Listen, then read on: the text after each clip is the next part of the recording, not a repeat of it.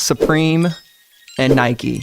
Two of the most iconic brands in streetwear and sportswear have been teaming up together for well over 20 years at this point. It's a known fact that sneakerheads as a whole gravitate towards the swoosh, and Supreme still maintains its dominance over the streetwear hypebeast scene. No matter what people will tell you, you guys know these releases still sell out. And in today's video, I'm showing you guys a little piece of my personal collection, 5 pairs of Nike Supreme collaborations that I've purchased over the last 10 years. 2 of my oldest pairs will turn 10 this year, which is absolutely crazy to think about. I can tell you this, if you wear your shoes, they will last. Basically, what I'm gonna do is show you every shoe that I have from Supreme and Nike from chronological order, with the 2 oldest first, all the way up to my most recent pickup. Tell you guys a little bit of a story, how I picked them up, how much I wear them, and my overall thoughts on the sneaker in general. So sit back, relax, get your coffee, get your water, because we got ourselves a SupThomas review.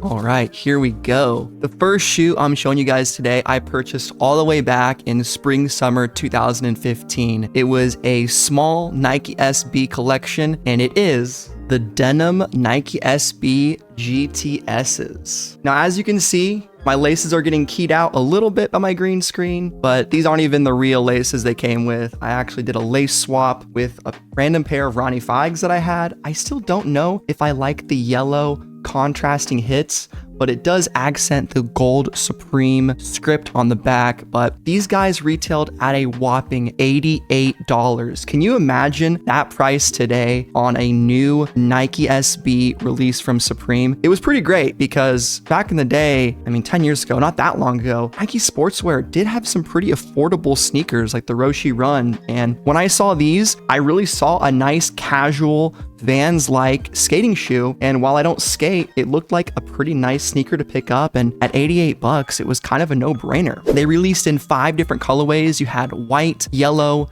denim, red, and black. And they feature a pretty standard Vans-like midsole with a little black accent line there, a very simple tread on the bottom sole, and then a couple of these breathable holes in the side, which I never really knew what these were for. They always looked like you could put laces through them, but I assume it's for breathability. And apologies if the angle is kind of weird. I'm not used to doing a sneaker review at my current setup, but very clean shoe. I mean, it's actually very dirty because I've worn these for over 10 years, but that's what they look like when you wear your shoes, man. They look like this. Pretty solid for how old they are. And sorry about the laces getting keyed out. They were originally black. I took those out for some reason and put these really crappy Indiana University laces in there that were just shit. And I had to take those out, and these were the only other laces that I had left around, but I think I'll eventually put the black laces back in. They might even be navy, but pretty cool sneaker, very cheap, spring, summer 2015, and they're still going strong. Like, what's there to say? Small Nike swoosh. I think Nike could release these today and people would be pretty happy to see them return. All right, the big dog. This is the big dog of the pack, and let me tell you guys why. It is the Supreme X Nike Air Jordan 5 in the Desert Camo colorway. Now, going back to this release in fall winter 2015, this release was pretty crazy. So I saw them on the blogs getting posted and knew I had to have them. I love Air Jordan 5s. I'd say when I was getting into sneakers and back in my younger years, it was my favorite Air Jordan model. I just like how aggressive it is. I love the teeth. The 3M tongue was always sick. The lace lock, everything about it was dope. For those of you that know SupThomas and know me on the channel, I like my loud colorways. I like my patterns and my camo. So these ones were an absolute must. So they are slated to release on whatever week it was. Let's say it's week 7 and the Thursday drop happens. I'm there on supreme.com like a happy little Timmy ready to go. And the shoes aren't on the website. What? It was a regular Supreme drop with everything but the Jordans. They actually ended up coming out on Supreme on Friday, right? Kind of weird, bizarre, but Supreme is known for mixing things up, and I ended up taking the L on the Supreme drop on supreme.com. Lots of bots, sucks. It happens, but I ended up scoring these on Nike Lab because Nike actually ended up releasing these from them as well, which they've done on and off from different releases. I know they've done some dunks on like the Nike app as recently as like 21, 22. Correct me if I'm wrong, but I was able to score these from what I think was was the more unknown way to cop them. I think most people that were going after them were only focusing Supreme.com, and for whatever reason, I was able to cop these manually and have worn these a good amount of times. Yellowing on the outsole, of course, it's a Jordan 5, but I think the yellowing actually matches the upper, so it's not even that bad. I think an icy blue sole would look maybe a little bit weird on these. Definitely one of my favorite kicks that I rarely wear, unfortunately. It's hard to pull off an outfit with these. I really should wear them more, but it's a very loud statement piece, and let's be real, Jordan 5s aren't the most comfortable retro model. Just is what it is. So I find myself gravitating towards definitely one of the other 3 shoes on the list. So we have one more retro model, which I determined to be more than 5 years old. And these are actually a Nike Air Max sneaker. And I remember this release very well. It was the spring summer of 2016. I was a sophomore in college, living my hype beast life, doing my thing, still copping Supreme whenever I could. And then I saw pictures of this sneaker get unveiled, and it was in fact the Supreme Nike Air Max 98. Very cool sneaker, of course, in the snakeskin colorway, right? Why would I do anything else other than the crazy pattern? These also came out in red, navy, and black. You can see this crazy snakeskin print over a gray upper. And the Air Max 98, definitely a slept on Air Max model. You don't see Nike making a ton of these. It's not one of the more coveted models as much as an Air Max 1, a 90,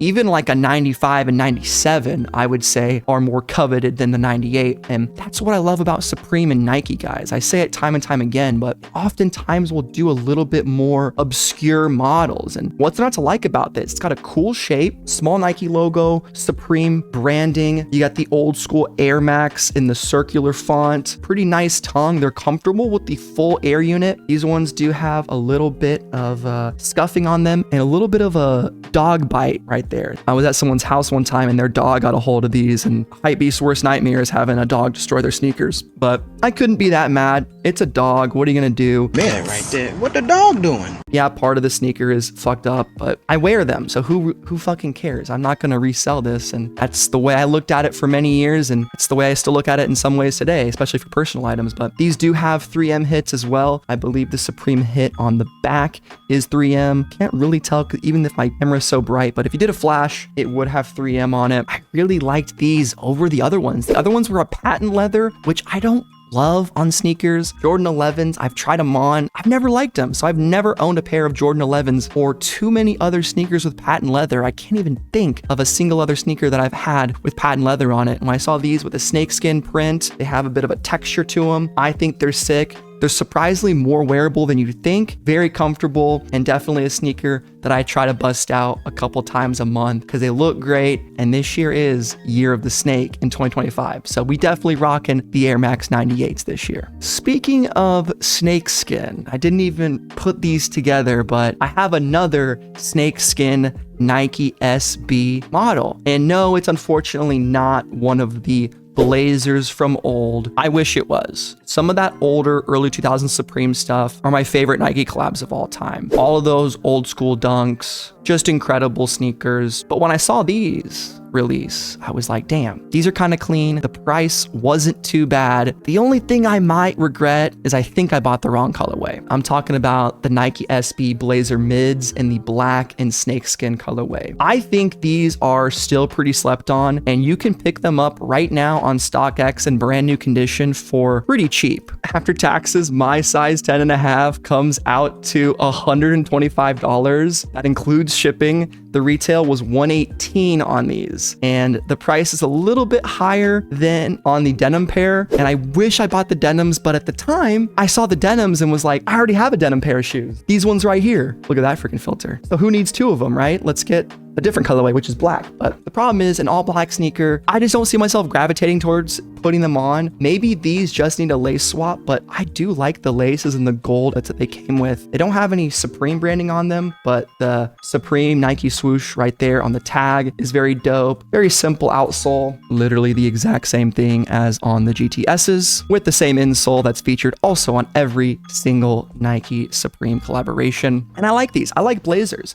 I like old school Nike models. The big swoosh is cool. The snakeskin print, yeah, it's a little bit bold, but I think they're pretty sick. And look at this thing, below retail. Buy it now for $64. I can buy it now for 64 bucks. After taxes, holy shit, boys, $85 for the denim pair. That might have to be a cop. I don't know. I've just bought a very expensive Supreme item already, but that's kind of unbelievable that the denim pair is selling for that much, or that little, I should say. Figured the black ones would be cheaper, but you know, when people have inventory that they need to get rid of, we all aren't sneakerheads at heart, and I recommend someone picking up these because I think they're sleepers. I think they're pretty clean, but I could also see if you think that, I don't know, maybe the snakeskin isn't for you. And our last product, I'm sure most of you know what they are. It's probably my most publicized Nike Supreme sneaker of the last year or so. I've done multiple videos on them. I've done the review. I've ran a 5K race in them even. Of course, I'm talking about the Supreme Nike Air Max DN. Easily my top shoe of 2024, multiple airport trips.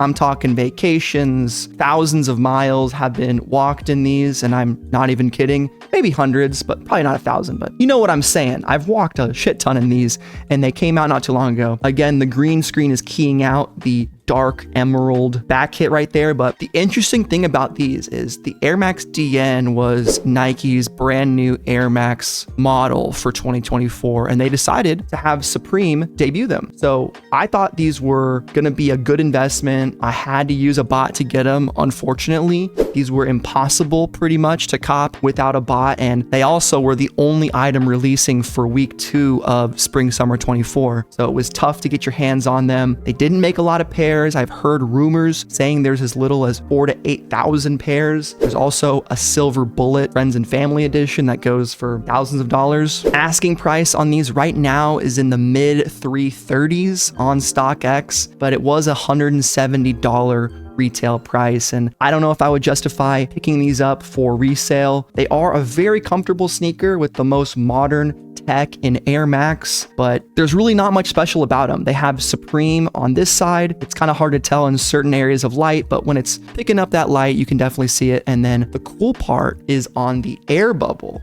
Look at that, huh? Can you read that Supreme? I can. They put Supreme on the inside air bubble, which is pretty cool. Still icy blue, and I'm keeping them pretty clean. There is the outsole. Very good traction. I've ran a 5K in them. I used to run weekly on these in the treadmill. I've since retired these from their workout routines. I want them to last a little bit longer, but you can absolutely work out in these. I would recommend probably picking up a regular pair of DNs, to be honest. You can get those for $170 or cheaper. I mean, the Volt ones right now, it's a Volt shoe, which maybe isn't what you want, but you can get a Volt one on StockX for, you know, 120 bucks. I'm sure you can get a used pair for 100. Here they all are, my precious Supreme Nikes. Which one of these was your guys' favorite? Was it the 2023 Blazer? Probably not for me. Was it the Camo Air Jordan 5? This one is definitely up there with how rare these are. Even in used condition, these things go for quite a pretty penny. Some people will say the hype has died around these, but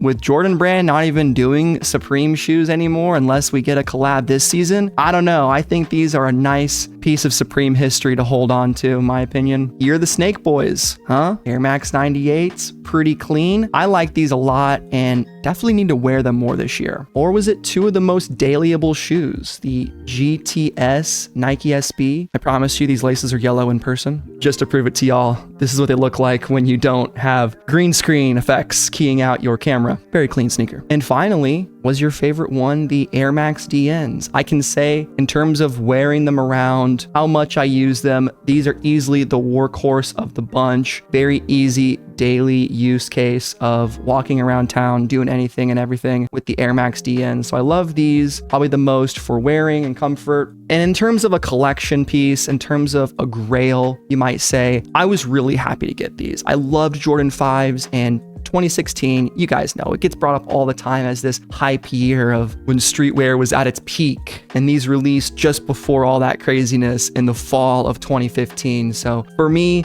These probably mean the most in terms of a sneaker I would hate to part with, as just a part of my collection that's always been there. And to me, it's a sense of pride of being a Supreme fan that I do have some pieces that are coveted and some pieces that other people would consider grails. But let me know in the comments down below. Get yourself a blazer. If nothing else, guys, these things under retail, kind of a steal. Like the video if you enjoyed, comment if you liked, and stay tuned for all future information on not only Supreme and Nike collaborations, but everything Supreme, Palace, and streetwear as a whole. It's been your boy Thomas, and I'm out. Peace.